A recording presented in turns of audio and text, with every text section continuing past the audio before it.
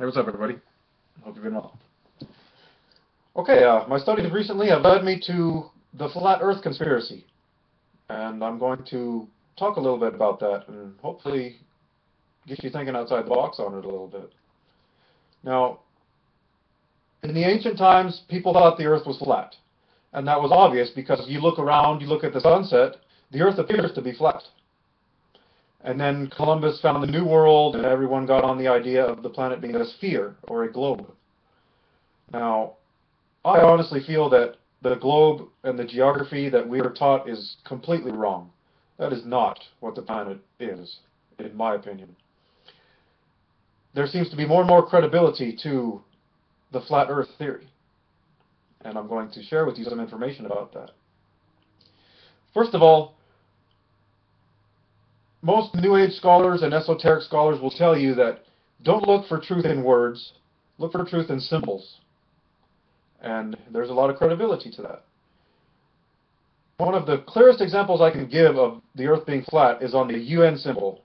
The symbol of the United Nations. You don't see Antarctica on the symbol of the United Nations. Why is that? Supposedly because it's a sovereign continent.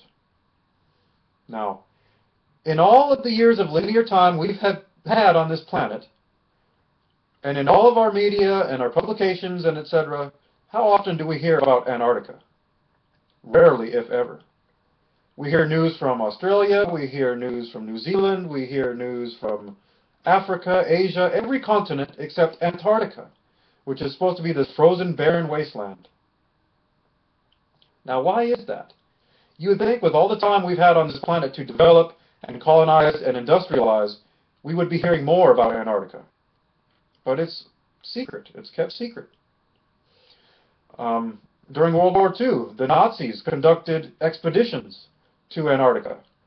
And when they returned, they had all this advanced technology and these scientists who were building flying saucers and rockets and anti-gravity technology. Where did they get those scientists? And then we have another theory which states that the Earth is flat and it's like a coin. And there's two sides to this coin. The world that we know and we stay informed about is the top side, which encompasses the 6 continents. And the other side of the coin is Antarctica, the 7th continent. It's just astounding to me that Antarctica is kept such a secret and it's so heavily guarded by military forces. There is something there that our governments don't want us as the civilian people to know about. I'll guarantee you that. I could be wrong about the flat Earth theory, but something is there in Antarctica. I feel that there is another civilization there all of its own. And there's lots of evidence to support that. But of course any evidence is seen as, it's not very credible, it's not backed by mainstream media, blah, blah, blah, etc. So another theory that supports this is the theory of there being a ceiling in the sky, a limit which cannot be penetrated. We look at all these rockets that are being sent up by India, by NASA, by the NRO, and when the rocket goes up, it starts to curve once it gets high enough. Now, of course, scientists have an explanation for that. They say that space is curved, blah, blah, blah, blah. But there's more to it than that. I know there is. Richard Branson recently was sending up one of his space planes, and around 80,000 feet, the combustion engine of this space plane cut out. It's almost like there's some kind of physics around this sky ceiling that prevent combustion engines from escaping it. And honestly, I feel if you want to escape this planet, you have to have more than a combustion engine. You have to have warp capability, or you have to have anti-gravity capability, which of course our governments have. NASA has it, many of the space agencies have it, SpaceX has it, but they keep setting up these rockets, see? And that's to keep us in the dark as the civilian people. They send up rockets with our taxpayers' money, and they hide the real technology, like the anti-gravity and the warp, which they have. It's pretty obvious to me that the only reason they're sending up these rockets is for damage control. They want to keep us in the Stone Ages, They want to keep us thinking, oh, this is the most sophisticated technology we have to reach space. This is a combustion engine. Total bullshit, everybody. And unless you're a fucking idiot or you're a paid shill to discredit anything otherwise, you'll agree. And the sea as well, I believe, has a ceiling. I saw a video the other night of this gentleman. He was conducting an expedition in his submarine, and he reached a depth of the sea where there were mussels all around it, and then it just couldn't go any lower. The sub couldn't go any lower. And there was something lower.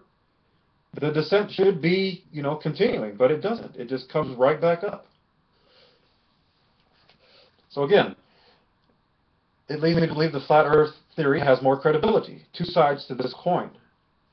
One of the prevalent symbols Illuminati use is a pyramid.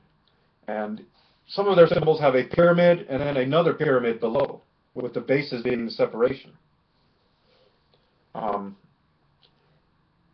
There's something else going on there, everybody. There's another civilization, another world that we're not being told about, for whatever reason. And it's quite fascinating that we are not told about it. Whatever is there, they don't want us to know about. I'm still not convinced that the sun isn't a star at all, and all of this solar activity we have and all these images from NASA and SOHO aren't fake. I have a theory that the sun and the moon are merely spheres above the planet, only about 40 miles above the planet. Extremely advanced, sophisticated technology and holography, veiled as our solar and lunar sciences. And NASA supposedly went to the moon, and we haven't been back since. Why is that? Another theory I have on this is that there are dinosaurs on the other side of the coin. And this is possibly where all of our reptilian origins and shapeshifters came from. They descended from the dinosaurs.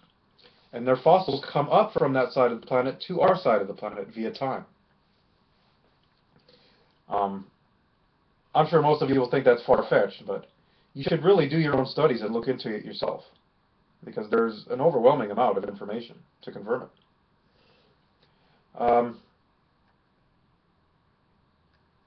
Let's see, there was something else I was going to talk about. I can't remember it at this time. I'll probably cover it in a future video. But another thing I wanted to cover today was chaos. And I want to talk about chaos again. Chaos is something that we are educated from birth to fear. We should fear chaos. We should avoid chaos. And what has it done to everybody? It's made them naive, it's made them docile, it's made them weak, it's made them easily manipulated. Nobody wants to confront chaos head on. Nobody wants to see how it can transform you into a better person. Because in those darkest hours of strife and chaos, you find who you really are. You find out what's really here and what's up here. And for centuries now, order has greatly, tipped the scales on chaos. There's all this order going on. All this trying to control, chaos. Via law, via terraforming, via geoengineering, blah, blah, blah, blah. You should embrace chaos. You should not fear it. The longer you fear it, the longer you fear yourself. The longer you fear finding out what you really are. Chaos is the primordial force from which all things manifest were created. And chaos is also the force from which all things manifest will be transformed. So don't fear it. When the world is falling apart and shit hits the fan, you should be thankful that all of this tyranny and corruption and lies are going to come to an end, and there's going to be a new world birthed from it. And yeah, that's what I wanted to bring up real quick, was this thing about Antarctica and our geography. Now, I honestly feel if you want to learn the true geography of our planet, that you should not look in National Geographic, you should not look in Discovery, you should not look on our globe, you should look in the Holy Bible. The words have been twisted by man over the centuries, and the original writings are not what they should be. But if you read in the book of Genesis, it does talk a little bit about God separating the waters from the waters. And if you read the Bible in metaphor, and you truly have spiritual discernment, you will see the true meaning that was meant. Because no matter how many times man tries to twist God's words, anybody who is truly connected with God will still be able to see God's original message that he tried to convey. So check it out, everybody. Flat Earth conspiracy, flat Earth theory. I'll link you to a video. Excuse me. I'll link you to a few videos in my video description concerning this topic, and I hope you'll think about it, everyone. The UN symbol says it all. Why is Antarctica kept such a secret? Think about it, everyone. And I wish you all a Merry Christmas, and be well.